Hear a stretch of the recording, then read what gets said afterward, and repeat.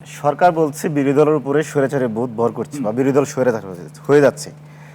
এই প্রথম আমরা শুনলাম যারা ক্ষমতায় নাই, যারা বিরোধী দলের স্বৈরাচার হইতে পারে, এই প্রথম দেখলাম। আর যারা প্রতিশ্রুত ওয়াদা মানে ভঙ্গ করে বা প্রতিশ্রুত আচার করে না, সেই স্বৈরাচার নয়। যে মানে ওয়াদা ভঙ্গ করে এবং ওয়াদা অনুযায়ী যার আচার হয় না, সেই স্বৈরাচার নয়। দেখেন, সাইদ ভাই খুব চমৎকার বলেছেন, বিএনপি কোনো প্রতিশ্রুতি ভঙ্গ করে নাই। বিএনপি তো রাষ্ট্র মেরামতের ৩১ দফার প্রথম দফাটাতেই বলেছেন সে সংবিধান সংস্কার পরিশোধ করবেন। সে নির্বাচনী ইশতেহারে বলেছেন, সে আপনার যে জুলাই সনদে স্বাক্ষর করেছেন সেখানে সে বলেছেন সুপ্রিম কোর্টের সচিবালয় আদেশে সে স্বাধীন করে দিবেন সুপ্রিম কোর্টকে।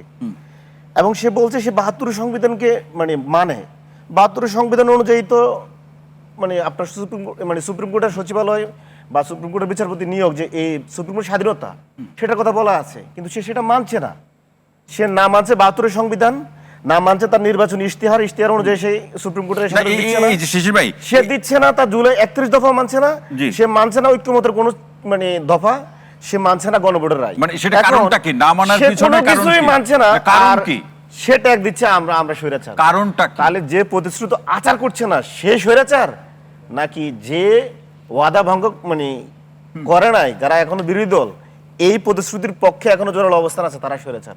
দেখেন, আমার প্রশ্ন হলো যে আপনি বলছেন যে বিএনপি এই বিষয়গুলো মানছে না, অধ্যাদেশ সহ এই নীতিগুলো অথবা ঘোষিত পূর্ব প্রতিশ্রুতি মানছে না মানার পিছনে কারণটা কি মনে হয় আপনাদের কাছে? কারণটা হচ্ছে, দেখেন, এই যে আমাদের বিচার ব্যবস্থা পরাধীন, এটা কিন্তু ২৫০ বছরের আর্তনাদ। ব্রিটিশ আমল থেকে আমাদের এই বিচার ব্যবস্থা পরাধীন। এই বিচার ব্যবস্থা দিয়ে আমাদেরকে নিপীড়ন করা হয়েছে।